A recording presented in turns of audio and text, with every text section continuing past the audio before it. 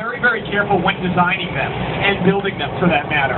You can't see it right now, but on the very two-phase clock tower, it's the world's tallest two-phase clock tower. It's also listed in the Guinness Book of World Records.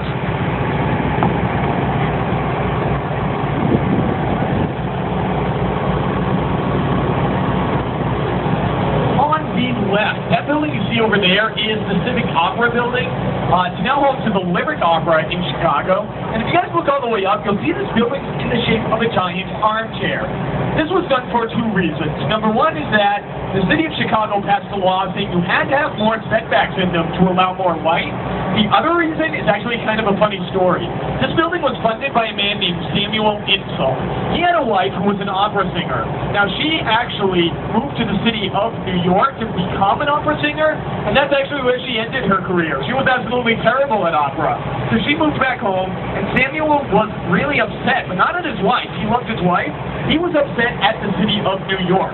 So he purposely had that building face away from the East Coast so that when he died, his spirit could sit up in that chair and face away from New York forever. Wow. You guys look down below on the right, you can see some of those trains that run by, that run underneath all of these buildings.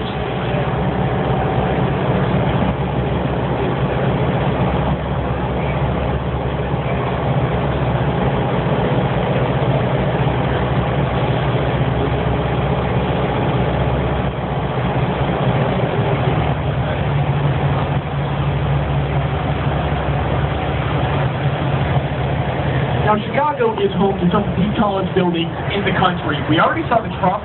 That's the second tallest, as I mentioned before. And coming up, you guys are actually going to get a look at the tallest building in the country. That, of course, is the Sears Tower. A lot of you have noticed it already. It's over there on the left, that dark building with the two white antennas on top. And I realize not all of you can see it right now, but don't worry. You guys are all going to get a nice look in just a minute. We're going to go under the Adams Street Bridge. That's the next bridge.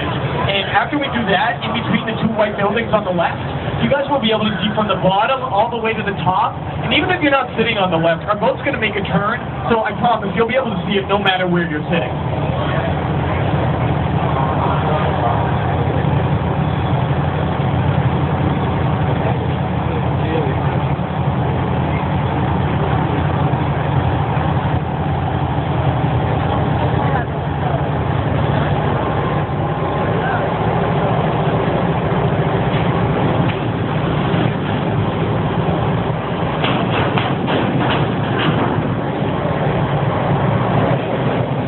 Okay, coming up on the left, right in between those two white buildings,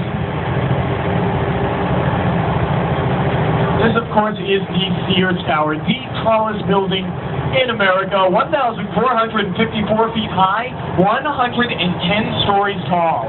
Now, for a while, this was actually the tallest building in the world. Now, the tallest building in the world is in Dubai. And if you're wondering how much taller it is than the Sears Tower, look at the Sears Tower. Picture another Sears Tower right on top. It's by far the tallest building in the world. You'll also be able to see, if you look all the way up, look down a few floors, you'll see those four little windows coming up from the side. If you look really closely, you can see people up in those windows. You can wave if you want. I doubt they'll see you. But go ahead, you can wave. Now, believe it or not, if you guys go up to the sky deck, you can actually be out in those windows. You can look down over 1,000 feet. I personally am going to pass because I think that's absolutely terrifying. But if you guys are good with height, it does make for a really cool picture. A bunch of my friends have tried it before. Now, you might have noticed the Sears Tower kind of looks like a bunch of different buildings all pushed together. That's because when you put a building that's that high up into the air, you really need something to support it. So kind of each of the buildings support the rest. So if you think of it as 9 separate tubes, each of the tubes kind of supports the other. There's 9 in total. Smallest is going to be 50 stories, and the tallest goes all the way up to the top, 110. Now, the Sears company was moving in. That's really how the building got to be so big. They weren't trying to be the tallest building in